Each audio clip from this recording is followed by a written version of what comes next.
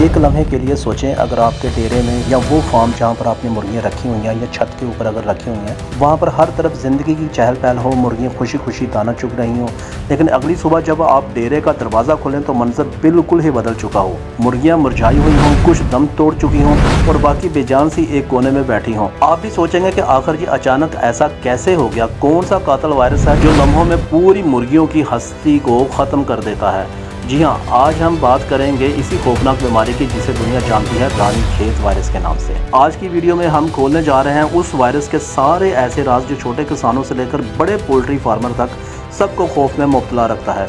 ये वायरस कहाँ से आता है, कैसे फैलता है, इसकी खतरनाक अलामात क्या होती हैं और सबसे बढ़कर इससे बचाव कैसे मुमकिन है।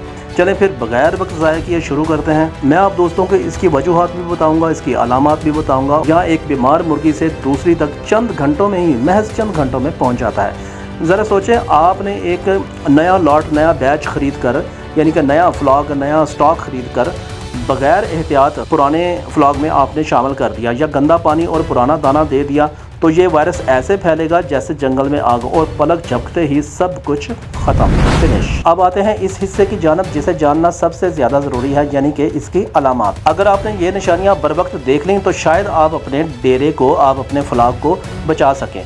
सबसे पहली बात तो ये है कि इसकी अलामात में जो नॉर्मली 3, 4 या 5 तरह की अलामात होती हैं वो मैं आपको बताता चलूँ। सबसे पहले मुर्गियाँ खाना पीना अपना छोड़ देती हैं, आंखों और नाक से पानी बहने लगता है, एक कोने में बैठी रहती हैं जैसे हिम्मत ही ना हो, बिल्कुल उदास करके एक कोने में बैठी रहती हैं। सांस लेने में गड़गड़ाहट की आवाज़ें आती हैं, कुछ मुर्गियाँ गर्दन टेढ़ी करके रखने लगती हैं और आखिर में फिर अचानक मौत, यानी कि सडन डेथ हो जाती है। यही वो लम्हा है जिसे देखकर जो है ना, एक आम फार्मर जो होता है या आप लोग जो होते हैं जिन्होंने घर के अंदर मुर्गियाँ रखी हैं, वो उन पर क़यामत गुजर जाती है। अब सवाल ये है कि इस कातिल वायरस का इलाज है या नहीं।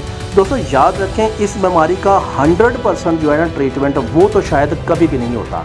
यानी कि अगर आपके पास 100, 200 या 50 मुर्गियाँ हैं, और बाज़ का तो पोल्ट्री फार्मर के पास तो हज़ारों की तादाद में मुर्गियाँ होती हैं, तो ऐसा मुमकिन नहीं होगा कि आपने सारी की सारी मुर्गियाँ बचा लेनी हैं। हाँ, आप अपने लॉस को जो है ना काफ़ी हद तक कंट्रोल कर सकते हैं, लेकिन जिन्होंने घर की छत के ऊपर रखी हैं, ज़रा उनकी तो 1 या 2 मुर्गियाँ इस तरह करके होंगी, वो उनका इलाज कर सकते हैं। बहरहाल सूरत हाल जो भी हो, मैं आपको दोनों तरह के ही इसमें इलाज बताऊँगा। देखें, सबसे पहले आपने ये करना है कि रोज़ाना जहाँ पर आपने मुर्गियाँ रखी हैं वहाँ पर आपने सफाई का लाजमी ख्याल करना है। सफाई के ऊपर किसी किस्म का आपने समझ लेंगे कोई कॉम्प्रोमाइज़ करना ही नहीं है। हमेशा पानी जो है ना वो आपने साफ़ रखना है और दाना हमेशा आपने ताज़ा डालना है। जो शाम का बचा हुआ दाना होगा वो या तो आपने उठा के उसी पुराने वाले दाने में शामिल कर देना है, उसे पूरी रात के लिए आपने रखा नहीं रहने देना। और सबसे बढ़कर वैक्सीन अगर तो आपने शुरू से ही डे फर्स्ट से चिक्स लिए हैं तो आप उसे वैक्सीन करवाएं। अदरवाइज जो आपने 3 महीने के ले लिए हैं उन्हें अगरचा 2 वैक्सीन लाजमी हुई होती हैं, यानी कि रानीखेत की वैक्सीन लाजमी हुई होती है।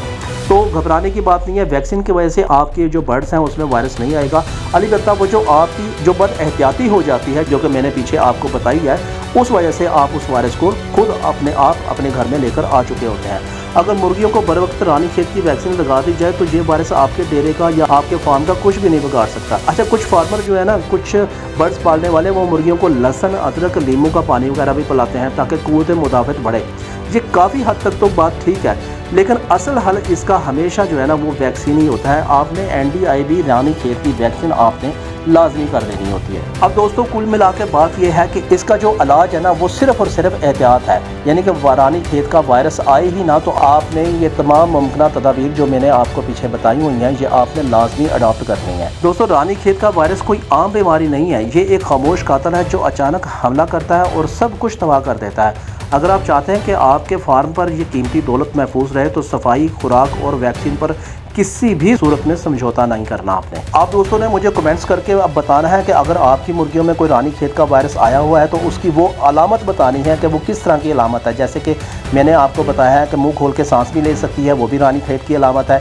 गर्दन का टेढ़ा होना या एक जगह पर एक कोने के ऊपर बैठे रहना या बिल्कुल उदास एक जगह पर खड़े होना, खाना पीना छोड़ देना, ये सारी जो है ना रानीखेत की ही बेसिकली टर्म्स एंड कंडीशंस होती हैं। तो आप दोस्तों ने मुझे कमेंट्स करके बताना है कि आपके बर्ड्स में किस तरह का मसला है, ताकि मैं कमेंट्स में ही आपको जो है ना उसका रिप्लाई दे दूं कि कौन सी मेडिसिन आप इस्तेमाल करें तो आप अपने बर्ड को बर वक्त एक्सपायर होने से बचा सकते हैं। वीडियो अच्छी लगे तो लाइक कर दें और शेयर लाजमी कर दिया करें। मुमकिन है कि ये प्रॉब्लम आपके बर्ड्स के साथ ना हो, लेकिन हो सकता है कई और लोगों के साथ ये वाला मसला हो, तो वीडियो को लाजमी शेयर कर दें ताकि उनका मैक्सिमम फायदा हो सके। चैनल को सब्सक्राइब कर दें, वीडियो को लाइक कर दें, क्योंकि मैं आपके लिए ऐसी मुफीद इंफॉर्मेशन लेकर आता रहता हूँ। मिलते हैं अगली वीडियो में, तब तक के लिए अल्लाह हाफिज़।